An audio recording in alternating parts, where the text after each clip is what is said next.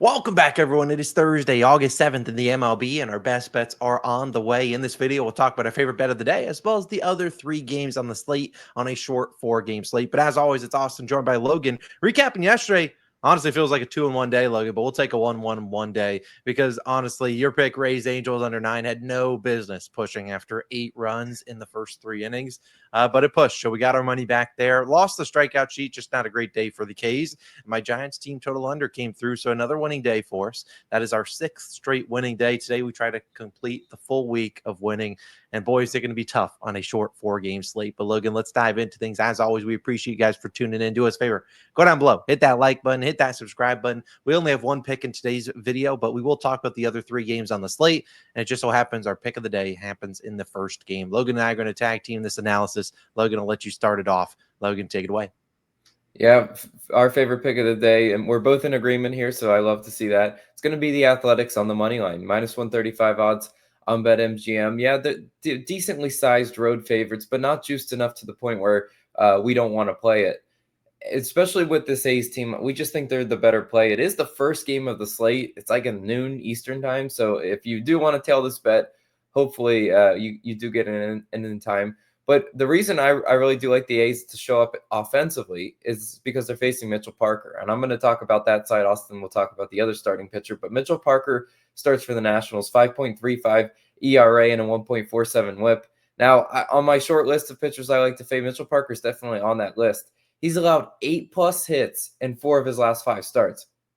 When you're allowing that many hits, number one, that's an incredible number. I mean, he's allowed double-digit hits in some of those starts. And number two, something is just not working with your pitch mix. Either the hitters are picking it up really well, or you're just leaving it out over the middle of the plate, which I'd argue Mitchell Parker does both those. So obviously he's yet to really figure it out recently. At home, Parker's allowing a 285 batting average, which is just really high. And hitters are just seeing him well with runners in scoring position. Mitchell Parker is also allowing a 325 batting average, 302 with men on. So he struggles to pitch out of the stretch. He struggles when guys are in scoring position, and it's up to the A's to really capitalize on that. This A's offense is a pretty good offense at generating contact, which is what I want to see against Mitchell Parker, because he really struggles to generate the strikeouts. I mean, his ceiling for Ks might be like 4 Ks. I mean, it's just consistently that's where it is. 4th percentile in K percentage, 12th percentile in whiff percentage. When he gets hit, it's normally for extra bases. Why? Because he's 1st percentile in hard hit percentage. Guys, that's worse. That's the worst it can be. So Mitchell Parker really comes out and struggles against teams that are able to put the ball in play. Hopefully that's the Athletics today. Since July 1st, the A's versus lefties, 291 batting average. That's first in the majors. 862 OPS, also first in the majors. 133 WRC plus, first in the majors. We saw what they did to Mackenzie Gore on Tuesday. Now was Mackenzie Gore looking locked in? No. But I'd argue Mitchell Parker comes in here and doesn't look locked in as well. And I think Mitchell Parker gets rocked today. Hopefully he gives some run support for the guy Austin's about to talk about. Yeah, Logan, I mean, I love it. I think that we'll see some run support from the A's. But look, it can't just be the A's scoring a ton of runs. Unless they want to score 16 like they did in that Gore start, maybe they'll probably get a win there unless they lose 17-16, something only I believe the Pirates are capable of doing. But let's talk about Jacob Lopez, who will start on the other side. And he's been really good. And I think this is a great matchup for a guy pitching really well, as well as a Nats team that just really is struggling to see lefties. As I said, Jacob Lopez starts for the A's, 3.99 ERA and a 1.34 whip. He's coming off 2 great starts, 9 1/3, 0 earned runs. He has struggled a little bit more on the road, so we'll give him that. He has not been great there, but again, he's been pitching some a hitter-friendly ballpark on the road. He's had some rough starts, like he pitched against the Jays on the road and gave up 7 earned runs. I mean, sure, it's the dang Jays. They've been the best team against lefties all season long, so I'll cut him some slack there. But if you look at the A's, 8-2 in his last 10 starts, so he's given them some chances, and he's pitched really well in day games. 11 1/3 innings pitched, 0 earned runs. So he's been pitching well in those day games, which is what we will have today, as Logan said, a 12:05, I believe, p.m. Eastern time start. And like Logan talked about, Mitchell Parker struggling with runners in scoring position hasn't necessarily been the case for Jacob Lopez, a 212 batting average allowed. Now, when you look at the Nationals, they have been terrible against lefties. I have some minor concern is that they just saw Jeffrey Springs and we'll see back-to-back lefties. But again, It's not like they did anything to Jeffrey Springs yesterday. Since the All-Star break, they were batting 187 with a 49 WRC plus. The 187 batting average is second to last, and the 49 WRC plus is dead last. So again, the worst hitting offense against lefties. And Springs isn't like, a lockdown guy. He doesn't really have a ton of K stuff, but that's kind of what Lopez does. And we've seen during this time span since the All-Star break, the last 2 or 3 weeks, the Nationals own a 28% K rate to lefties. Lopez, 82nd percentile in K percentage, 91st in hard hit percentage. So even when he's not giving up the Ks, it's a lot of hard, soft contact. And that is exactly what we want to see. We know this Nats team has a lot of guys that are swinging for the fences. But additionally, the Nats also start 4 or 5 lefties. I mean, you got CJ Abrams and James Wood leading things off. So when you're starting lefties out there, normally a lefty on lefty matchup, you tip the cap probably to the advantage to the left-handed pitcher. And when we get out of this, we have Lopez versus Parker. We see a clear advantage for Parker or for Lopez over Parker, especially with the A's offense and respect here. You turn it over to the bullpens. And when we look at these two bullpens, this is the reason we're going full game and not first 5 is because, well, when you get to the Nats bullpen, you got a lot of bad guys in there. And yesterday they had to use their higher leverage guys, which still aren't good. Nah, I mean, you're getting this bullpen since the All-Star break. The Athletics are about league average, 3.86 ERA, 14th. The Nationals ranked 27th with a 6.15 ERA. During that time span, the Nats bullpen has allowed the second highest batting average. Only team higher is the Colorado Rockies. When you're even close to the Rockies, you know something's going wrong. And this is a Nats bullpen that has been suspect all season long. That's why we're going with the A's on the full game. You can take first 5 if you're just trying to get away from the bullpens. But when we get to the end of the game, we see this Nats bullpen, if they have the lead, having a hard time keeping that lead. And I think they traded away their dang closer. And they traded away Andrew Chafin, 2 of their better guys, bullpen guys this year. And right now, they've got a bunch of guys that are coming in off the AAA that just have not looked good so far. So we do like the A's on the full game. It's our best bet of the day. Go A's. We need a win. I certainly think they can get it done. But Logan, let's touch on these other games before we get out of here. I know our next pick, if we had to pick another one. So if this pick loses early on in the day, the second one definitely is going to hit. Logan, you touch on the Fish, why we like them. Yeah, I was looking at the Marlins first 5 money line.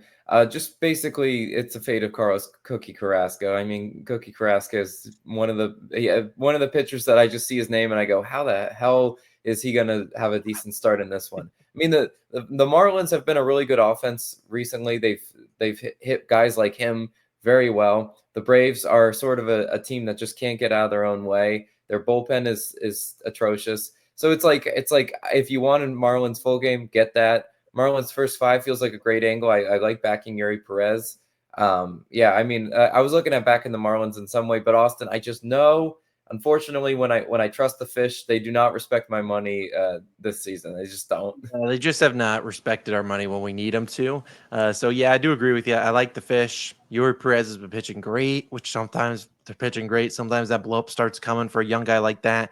Also, the Braves coming off getting swept. Now get a divisional foe here.